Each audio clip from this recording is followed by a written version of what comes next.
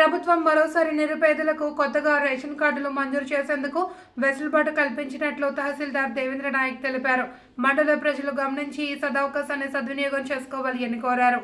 సత్యసాయి జిల్లా కదిరి నియోజకవర్గం నంబుల పూలకుంట మండలంలో ఉన్న రేషన్ కార్డుదారులకు తెలియజేయడం ఏమనగా ఆంధ్రప్రదేశ్ పౌర సరఫరాల శాఖ వారు బియ్యం కార్డుకు సంబంధించిన సేవలు పునః ప్రారంభించడం జరిగింది. ఈ సేవలు ఈ నెల 7వ తేదీ నుండి మే నెలాఖరు వరకు దరఖాస్తులు చేసుకోవడానికి గడువు విధించింది. రేషన్ కార్డులో మార్పులు చేర్పులకు సంబంధించి 7 సేవలు అందుబాటులోనికి తీసుకొచ్చింది. కొత్త రైస్ కార్డులో సభ్యుల జోడింపు, రైస్ కార్డు విభజన, రైస్ కార్డు నుండి సభ్యుల తొలగింపు, రైస్ కార్డులో చిరునామా మార్పు, రైస్ కార్డులో తప్పు ఆధార్ సీడింగ్, రైస్ కార్డ్ సరెండర్పై అన్ని సేవలు అర్హులైన లబ్ధిదారులు సంబంధిత గ్రామ సచివాలయంలో దరఖాస్తు ప్రక్రియ చేసుకోవచ్చు. ఈ సందర్భంగా పౌర సరఫరాల శాఖ వారు QR కోడ్తో స్మార్ట్ రేషన్ కార్డులు జారీ చేయనుంది. QR కోడ్ స్కాన్ చేస్తే 6 నెలల రేషన్ వివరాలు తెలుస్తాయి. స్మార్ట్ కార్డులో కుటుంబ సభ్యుల పేర్లు స్పష్టంగా కనిపిస్తాయి.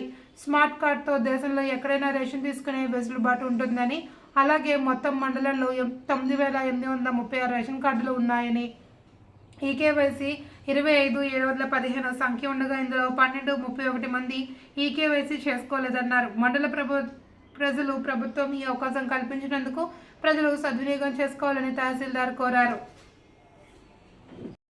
మనకు రాష్ట్ర ప్రభుత్వము రేషన్ కార్డుల గురించి ఒక ఆప్షన్ అనేది ఎంతో కాలంగా ప్రజలు ఎదురు చూస్తున్నటువంటి రైస్ కార్డు విభజన కానీ, కొత్త రేషన్ కార్డులు మంజూరు కొరకు కానీ, వీటికి సంబంధించి మనకు గ్రామ సచివాలయంలో దరఖాస్తు చేసుకోవడానికి ప్రభుత్వము అనుమతించింది.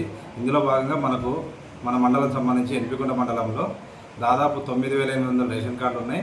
ఇందులో దాదాపు 36,000 యూనిట్లు ఉన్నాయి. ఇందులో 36,000 కన్నా 35,000 మందికి మనం ఈకేవైసీ అనేది కంప్లీట్ చేయబడింది. ఇందులో ఇంకా 1000 దాకా పెండింగ్ ఉంది. వాళ్ళు కూడా ఇతర ప్రాంతాల్లో వలసకి వెళ్ళింటారు, వాళ్ళని కూడా రమ్మని చెప్పాము. ఇందులో దాదాపు మన కొత్త రేషన్ కార్డులో ఆప్షన్ ఏమొచ్చిందంటే, కొత్త రేషన్ కార్డు కొరకు దరఖాస్తు చేసుకోవడం, ఎవరైనా పెళ్ళై విడిపోవడం అంటే రేషన్ కార్డ్ స్ప్లిట్టింగ్, పెళ్ళై వెళ్ళిపోయిన వాళ్ళకి స్ప్లిట్టింగ్ కానీ, ఏదైనా రేషన్ కార్డులో తప్పులు ఏమైనా ఉంటే చిరునామా మార్పు కొరకు కానీ, ఇలా 7 కేటగిరీలకు సంబంధించి రాష్ట్ర ప్రభుత్వం మనకు సచివాలయాలకి ఆప్షన్ అనేది ఇచ్చింది.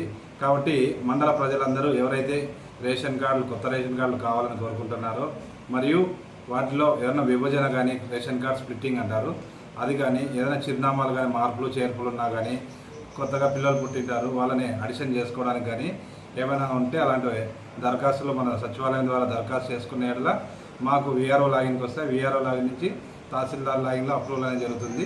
కాబట్టి మండల ప్రజలందరూ ఈ అవకాశాన్ని సద్వినియోగం చేసుకుంటారని కోరడమైనది.